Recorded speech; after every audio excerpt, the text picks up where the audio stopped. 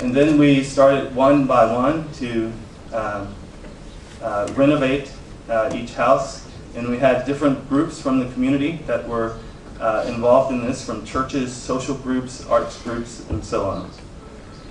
And once we were able to renovate the houses, then the opportunity to see how the architecture actually functioned within the neighborhood became important for us. So we were able to do events and start to see the functioning of the architecture in the way that this artist John Biggers talked about, with the importance of the porches and courtyard spaces and how people come together in such a social way.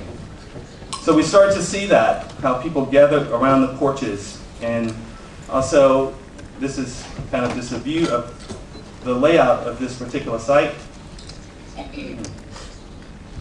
where you have the front porch, which is much more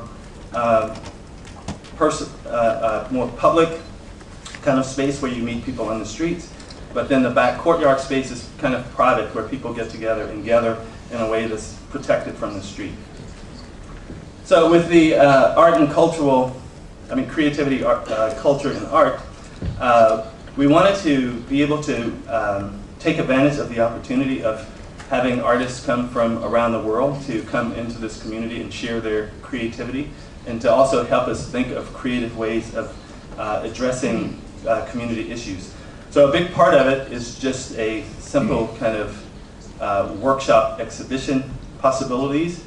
There's 22 houses, but 8 of them is for artists to do their art projects. And the art projects are not typical of some installation, but people engage in different ways to help bring people together. So that, for instance, this is an artist who worked with one population of single mothers that live where we work, and then new people who are moving to the neighborhood. They had these social dinners where they exchange things.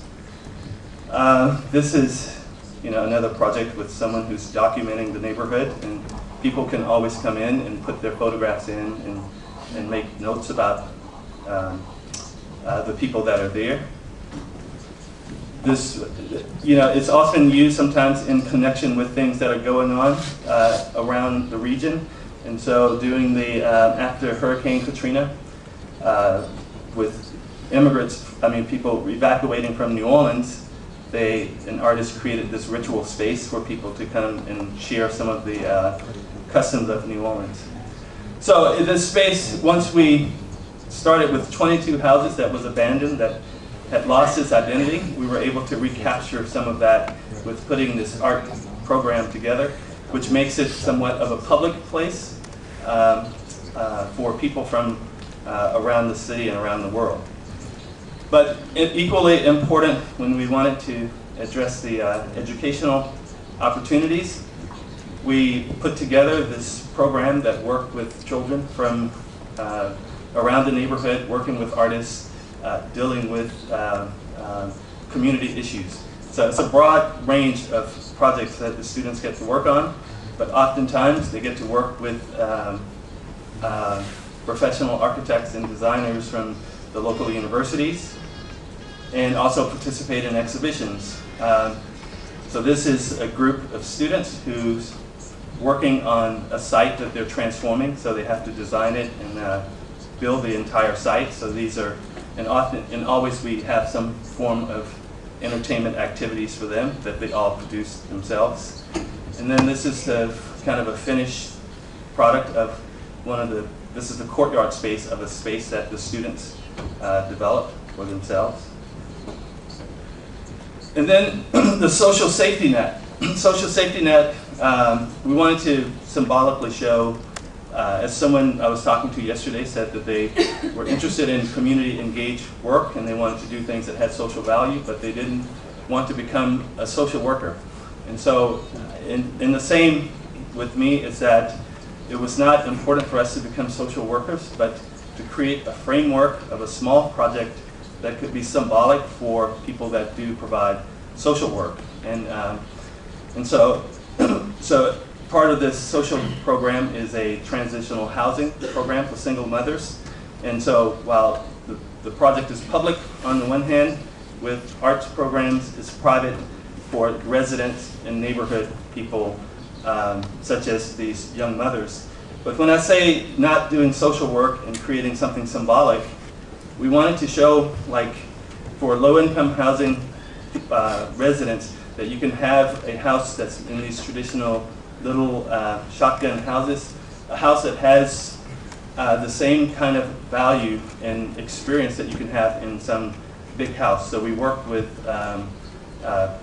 professional designers to make sure that we could design these houses in a way that pushed the boundaries of what people think possible for the shotgun house.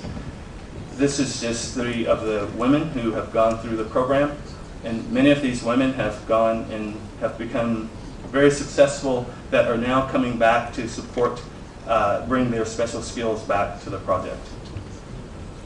Included also, though, as we finished with the 22 little houses, we found this opportunity, or we knew we needed to expand, and so we started to buy property, and the vacant property we would use as sculpture locations for different artists to do kind of public sculpture. But also some of the open space that we were able to acquire, we would use them as public gathering spaces where, you know, people could do little, you know, kind of community performances and those kinds of things. Now, I think you may have remembered this slide. I showed it briefly before. I wanted to show again because we also try to invest, as we bring artists from the outside, we also try to invest on artists from inside the neighborhood.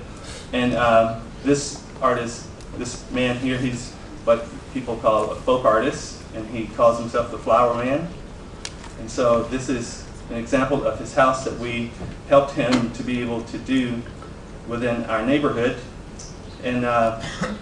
But just to show the impact of the symbolism of how things spread, is that once he did his house, then other people in the neighborhood started to explore and experiment with these little plastic flowers in the landscape.